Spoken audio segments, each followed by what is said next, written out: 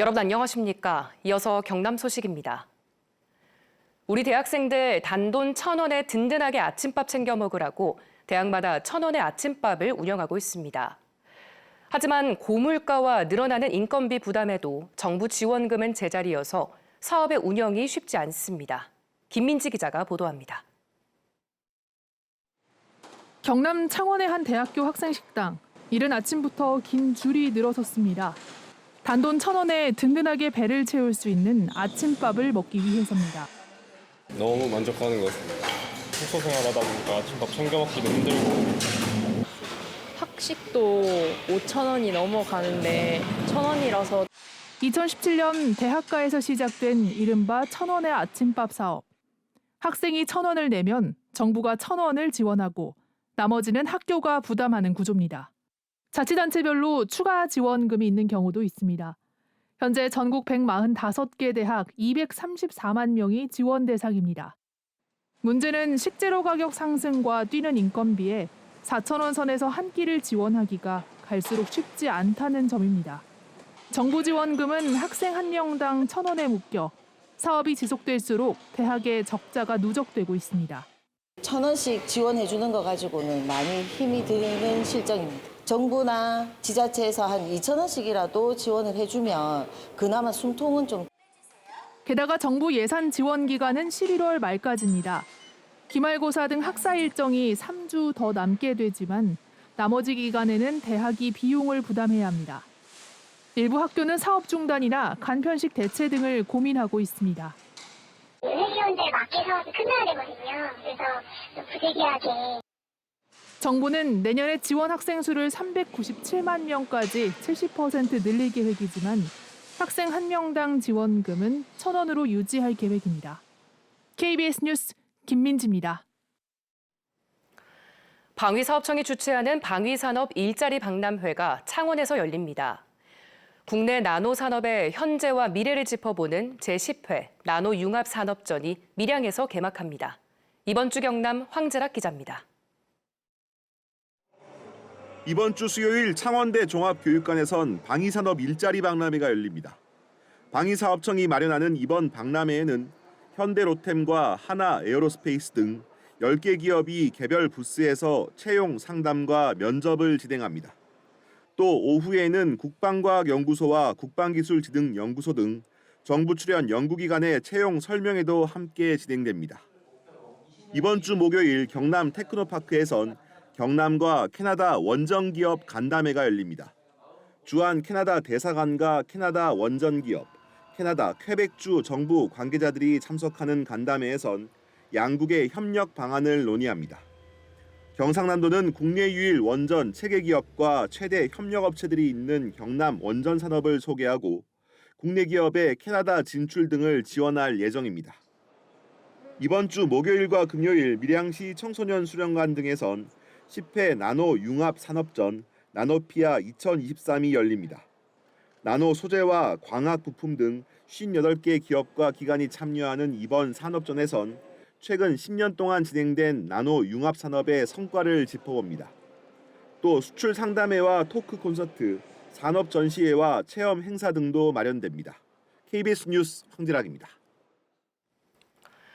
무더위가 가시면서 걷기 여행, 이른바 트레킹 생각 중이신 분들 많으실 텐데요. 트레킹 전문가와 부산의 걷기 명소 곳곳을 돌아볼 수 있는 욜로 갈매길 함께 걷기 행사가 열리고 있습니다. 비장애인뿐만이 아니라 장애인들도 참여할 수 있는 코스가 있어 모든 시민들을 위한 행사가 될 것으로 기대됩니다. 김옥천 기자가 취재했습니다. 강줄기를 따라 뻗어있는 산책로에 사람들이 보입니다. 시민들이 나란히 걸으며 하늘을 향해 손을 흔드는 모습. 걷기 좋은 계절, 가을이 다가왔음이 물씬 느껴집니다.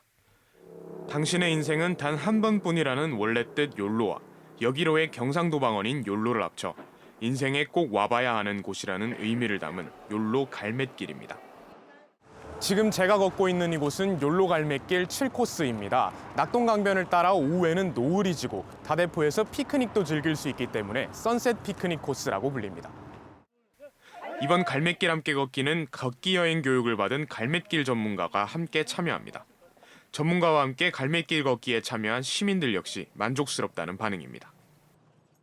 아주 상쾌하고 역시 잘 왔다 이런 느낌에 좀 더 빨리 또 더 걷고 싶은 욕구가 많이 생기고 그렇습니다. 기존 280여 킬로미터의 갈매길을 100킬로미터로 추려 만들어진 욜로 갈매길은 총 10곳으로 기장의 해수욕장을 따라 걷는 1코스부터 금정산성을 걷는 10코스까지 이루어져 있습니다. 특히 올해는 프로그램의 이름인 같이 걷기의 취지에 맞게 발달장애인과 청각장애인도 참여할 수 있는 테마를 만들었습니다. 발달장애인이나 수어 통역사가 함께 진행하는 농아인은 원정대와 같이 진행을 합니다. 부산의 갈매길은 부산 모든 시민의 길이고 그 시민 속에는 장애, 비장애가 경계가 없다고 생각합니다. 그래서 길에서만큼은 모두가 평등하다. 전문가와 함께 걷는 욜로 갈매길 걷기 행사는 부산시 갈매길 누리집을 통해 선착순으로 지원을 받고 있습니다. KBS 뉴스 김옥천입니다. 월요일인 오늘은 우리 지역의 낮 기온이 30도 안팎으로 올라 덥겠습니다. 창원의 한낮 기온이 30도, 합천이 31도까지 오르면서 대부분 지역에서 30도 안팎의 늦더위가 이어지겠는데요. 이번 더위는 내일까지 이어지다가 수요일은 모레 비 소식과 함께 차차 누그러지겠습니다. 목요일 창원의 낮 기온이 25도까지 낮아지면서 예년 수준을 밑돌겠습니다. 한편 오늘 낮 기온이 크게 오르면서 대기가 무척 불안정해지겠습니다. 내륙을 중심으로는 곳곳으로 소나기 지나는 곳이 있겠는데요. 예상되는 강수량은 5에서 40mm 정도입니다. 자세한 지역별 기온 살펴보겠습니다.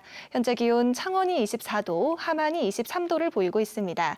한낮에는 창원이 30도, 창녕이 31도로 대부분 지역에서 30도 안팎의 늦더위가 이어지겠습니다. 서부 지역도 진주가 24도, 거창이 22도로 출발하는 아침이고요. 한낮에는 진주가 30도, 합천 31도 예상됩니다. 바다의 물결은 동해남부 먼바다를 중심으로 최고 2m로 비교적 잔잔하게 일겠습니다. 내일까지 30도 안팎의 늦더위가 이어지겠고 수요일 오후부터 목요일 사이에 우리 지역에 비 소식이 있겠습니다. 날씨였습니다.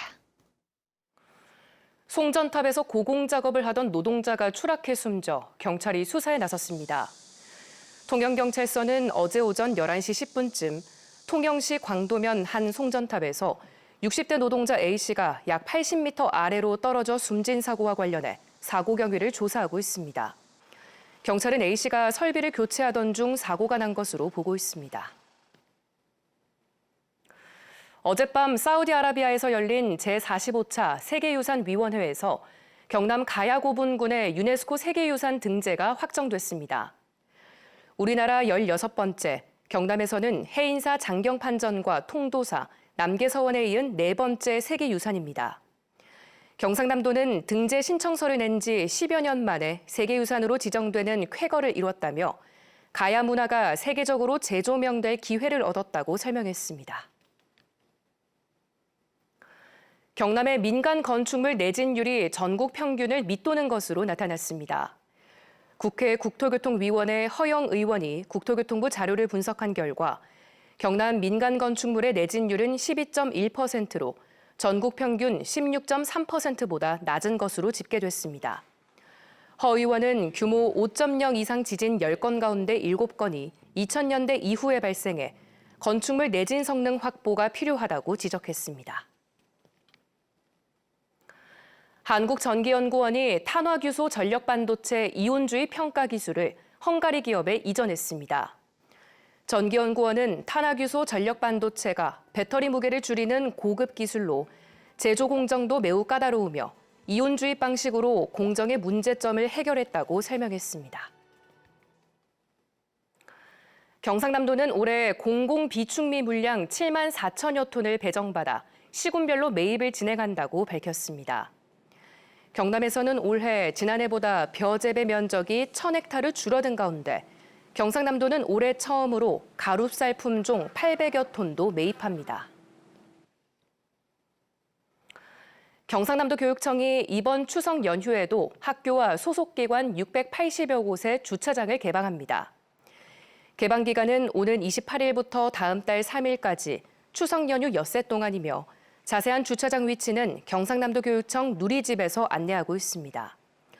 도교육청은 긴급한 경우를 대비해 주차 차량에 연락처를 남겨달라고 당부했습니다. 경상남도가 오는 20일부터 인플루엔자 국가 예방접종을 시행합니다.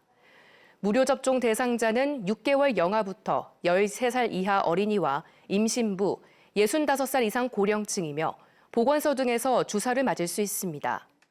인플루엔자 접종은 오는 20일 어린이를 시작으로 다음 달 5일과 11일에는 임신부와 75살 이상 고령층을 대상으로 대상을 넓혀갈 예정입니다.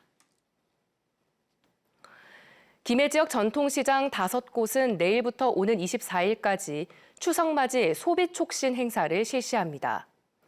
김해 장유시장과 동상시장에는 5만 원 이상 구매 고객에게 온누리 상품권 5천 원권을 주며 구입액 20만 원 한도 내에서 최대 2만 원까지 온누리 상품권을 환급받을 수 있습니다.